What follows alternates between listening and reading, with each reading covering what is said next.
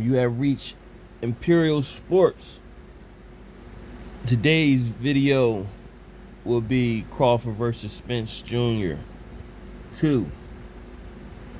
Subscribe to the channel, like the video. Let's get into it. So if you, unless you've been high underneath the rock, if you follow boxing, you know the biggest fight in the last decade has went by July 29th, 2023. Terrence Bud Crawford against Earl Spence Jr. took place. It was a 50-50 fight going in. A lot of whoever did videos, is thousands of videos out on who everyone might have picked. There were pluses and minuses from both sides that people could see how they could win. Die-hard fans, of course, would pick their fighter, basically saying their fighter was going to win completely. Everybody else probably was like mutual, that could see how I could win, go both ways, and say it was a 50-50 fight, in which it was in my state. And we got to see a lopsided fight come Saturday. You had the first round. As I assessed it, I gave that first round with the edge to Earl Spence, and I just thought he was a little bit more assertive. But in that first round, what took place is, because Spence was a little assertive, Crawford got to feel his power. And when he felt his power, he didn't fear Spence anymore. Reminded me of back in the years when Kazagi fight Jeff Lacey. If people remember that fight back in the day, and Jeff Lacey was knocking everybody out until he fought Kazagi, and Kazagi felt his power after the first round, and it was like he hit like shit. And when that happened, he just came back and just whooped Jeff Lacey. Now, second round came, Bud got assertive and got more active. Start catching Earl, and towards the last round, he caught Earl with a jab, and Earl was kind of off balance and dropped him. And what I think that did for Earl, that, like, you know, mentally, he ain't been dropped in the maybe in sparring, but not in actual fights that we all was watching. We never seen Earl get dropped. So that did something to him on the biggest stage. Plus, it was a confidence booster for Bud after that. And over the next, was that round 2? Over the next 4 rounds, Bud proceeded to just whoop him, catching him, tagging him, hooks, whatever you can name. Everything it seemed like Bud was throwing, it was landing, and it seemed like Bud was seeing everything before it happened. The fight was slow for Bud, fast for Earl, and Bud was just timing them. Pat, punch placement, accuracy, just beating up on Earl, where you say, man, this fight is over. Earl didn't have no legs. He didn't have no legs. Earl was looking confused. He had no game plan. It was basically, I seen some interviews where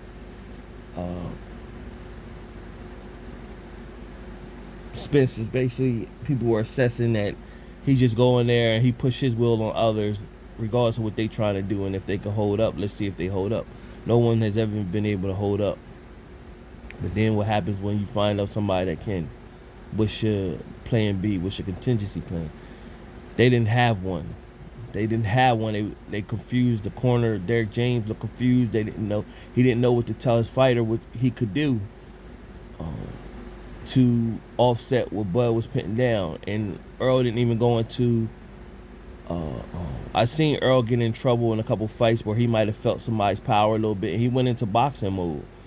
He didn't even get into that mode because he was just so off balance. And Bud was catching him, hitting him in his ear and knocking off his equilibrium. So his equilibrium was off, what was causing him to be unstable, his legs to be unstable. Meanwhile, seventh round come, he gets dropped with a rushing in with an uppercut, and it just looked bad. And by the end of the round, Bud caught him with two right crosses and dropped him again at the end of the seventh round. And somewhere around the fifth or sixth round, I was already saying they should stop the fight because that's how bad he was whooping him. Then definitely after, because I think it was around the fifth or sixth fight round where the big wigs came up to the match to ask Earl was he okay and stuff like that. It was around the fifth or sixth. I don't remember exactly, but when they came up, because that's how much he was just getting tagged and whooped. And so after the seventh round, I felt as though it should have been over. But he's a warrior, so he's not going to say he's done. He got the connection with his trainer, Don't Stop the Fight. We all remember Rocky IV, where Apollo looked at Rock and was telling him don't stop the fight no matter what. So round 8 came out, he just got whooped again. At the end of round 8, we still looking, man, he great knock him out, man. It's only a matter of time. Ninth round came, he was barely getting by, and then Bud just finished him. The ref jumped in to stop it. Now, somewhere around 5 or 6, somewhere also, I seen a little hesitancy between 4 and 7. Well, 7 he knocked him down twice, but between 4 and 7, Bud was having his way with Earl, and it's just like Bud was hesitant. Like he felt sorry for him. Like, oh man, like I ain't expected to be like this easy. I ain't expected to be whooping him like this. And he was hesitant to like put the pressure on him because I feel as though he probably could have got him out of there faster or earlier if he pressed, but he didn't, And I don't even think somebody could say, well, he probably was hesitant because he was afraid to get caught with something. At that moment, he felt his power. He was too much in the zone. He didn't feel Earl could hurt him with anything.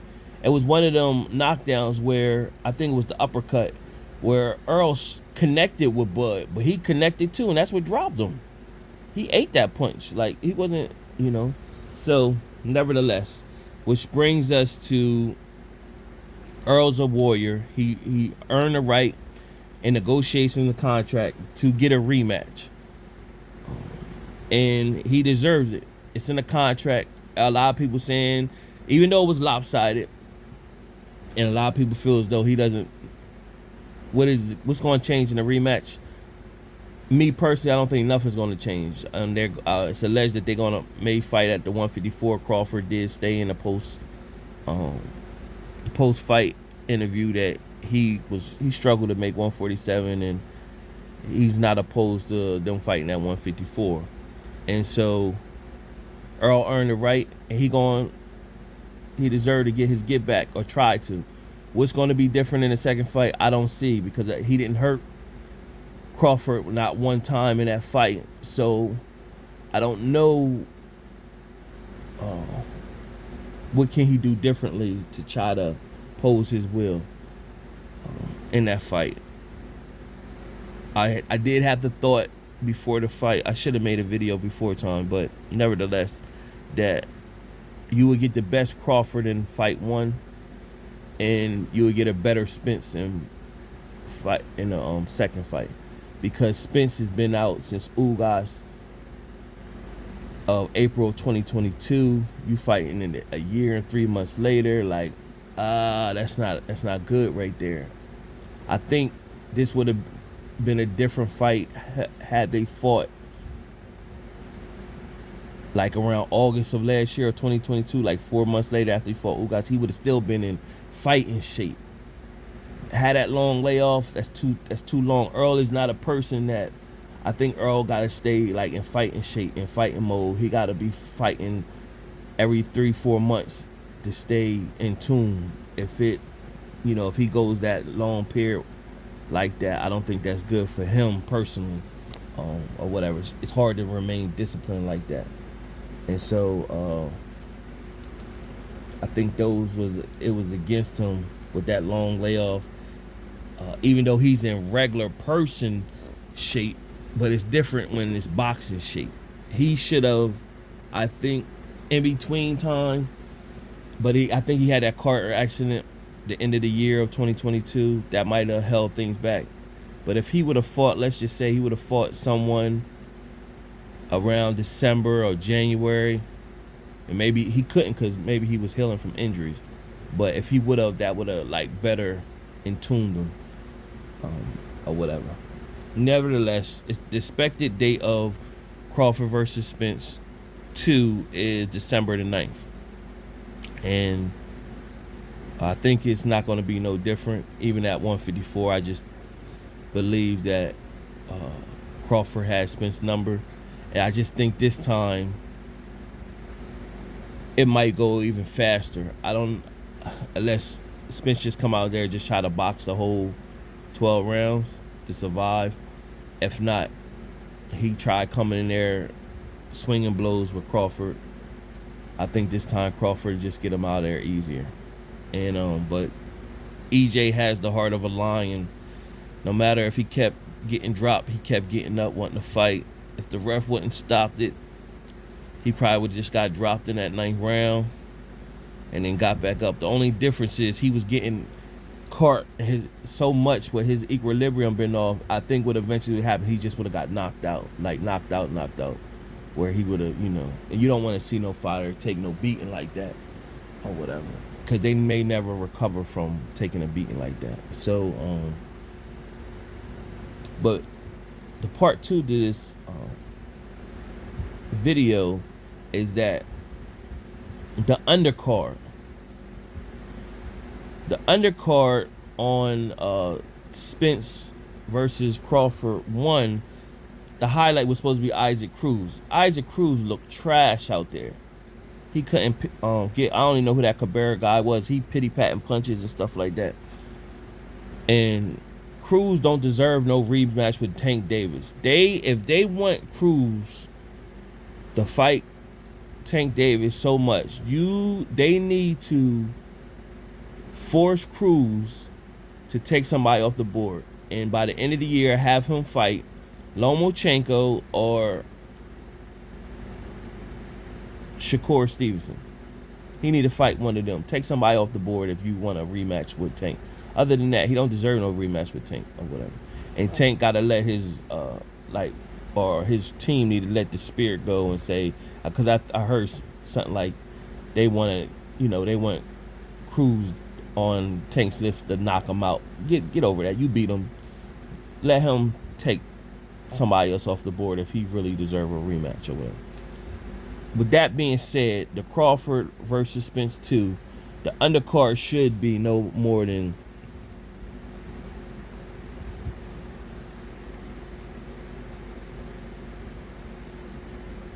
Thurman versus Emmons. That would be the perfect undercard matchup. And Thurman needs to let his pride down and not outprice himself. Still going off of his name, and you've been inactive. Your fan base is dwindling down. Boost is next up and coming. This is the perfect undercard for Spence versus Crawford 2. This even helps sells that part 2 fight for the people that say it's one-sided. It's the perfect undercard because you got Boost Ennis, who's up and coming, who's looking like the next one, and then you got Thurman, who's still talking crap, only got 1 loss, and I should be in the mix of things. So this is where he get to prove. He take out this young lion, and then you'll be right in line, because now that the Spence versus Crawford 2 is done, you'll be right in line, and you have more leverage to talk if you beat Boots to say, hey, I deserve the match against Crawford or Spence. But then you look at it, if Spence somehow won in that 2, they're going to have to do a trilogy at that point. But nevertheless, I don't see it going that way. And then Boots as well. If he beats Thurman, then he got the leverage to say, I'm next in line, I want that match. So with that being said, this would be a perfect undercard. Thurman versus Ennis. They should make it happen. I like to see it happen. And we'll see how it plays out. Subscribe to the channel, like the video. What's your thoughts? Till next time.